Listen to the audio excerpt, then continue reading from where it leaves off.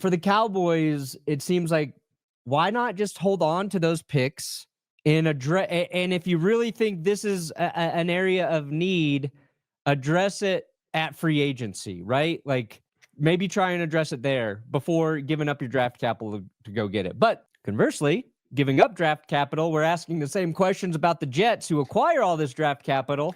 That's what I want to talk about. How are you going to, you got to hit on all that shit. You got to hit on every single one of those fucking picks, New York, because if you don't, fucked.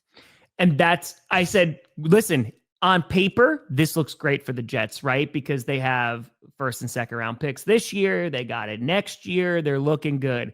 But now they have to draft well. They're going to need a quarterback. They're going to need to replace some of those guys that they just traded away.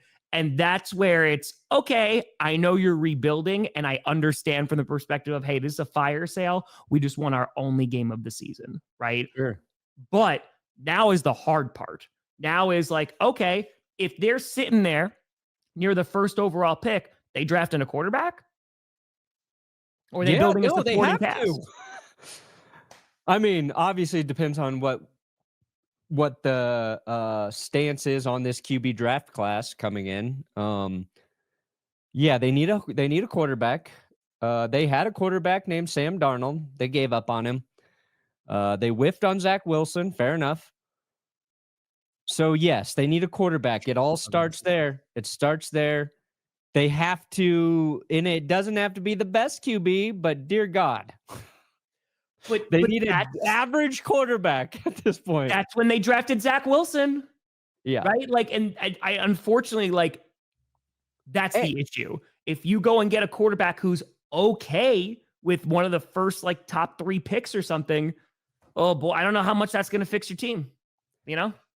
Yeah, you got to hit on the rest of it. We've seen because the Jets will have 2 first rounders this year and 3 next year, right? Or 2 in 2026. Is it 3 in 2027? Let me see. I've seen a team with 3 first-round draft picks called the Raiders miss on pretty much all of those picks, except the running back, Josh Jacobs, who's now with the Packers. Just because you have those picks doesn't necessarily mean you're going to get it right. Now, so I like Darren Muji. I like that they're 3 and 27 is what they have. 3 and 27. I like the balls he demonstrated.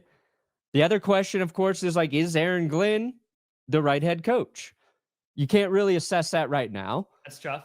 And it's a big, we don't know. Doesn't mean I think he's bad, but he sure hasn't shown anything yet to convince me he is a good head coach. So they better hope Aaron Glenn is the guy, and they better hope that the scouting staff that they have in place saves their asses.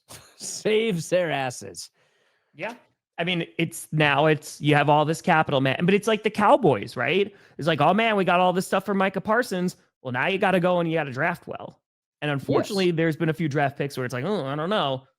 That's what it comes down to. Do you trust your front office to do that? Yeah. What I will say about the Jets draft is it's true, God's butt. It's true. Mimbow has been good on their offensive line. So there's one example. Yeah. Who else they go? They got Mason Taylor. This was their last draft class with their current regime. True, Johnny. Right? Not gonna lie, there's a lot of these guys I don't really know. We will be talking about the Seahawks, don't you worry. Yeah, no, again, Johnny just said they had, they hit on their first 3 draft picks and they're still bad. Well, the problem, and this is, I think it was Coleman or something who was talking about this. You're talking about windows, right? That they had the offensive rookie of the year in Garrett Wilson and the defensive rookie of the year in Sauce Gardner, right? And they didn't have the quarterback. They didn't have, a number of things. So that's why they go, let's go bring in Aaron Rodgers and all his friends, and let's try and get over the hump here, because this is our window where we can actually go and win a Super Bowl. Yeah. And because of injury, because of a litany of things, it all fell apart, man. And now they're in a full-blown rebuild again. Yeah. And the positive part of that too, I think, is when you do bring in a new coach and GM, you want those guys to build the team in their vision, right? You're asking those guys to try and fix maybe your bad roster or your bad whatever it is, that's a tougher task. And I think just ripping the Band-Aid off is the right move here for the Jets. Mm-hmm. But I still don't know if it's going to work. That's just sports in general, right? That's why you watch the game.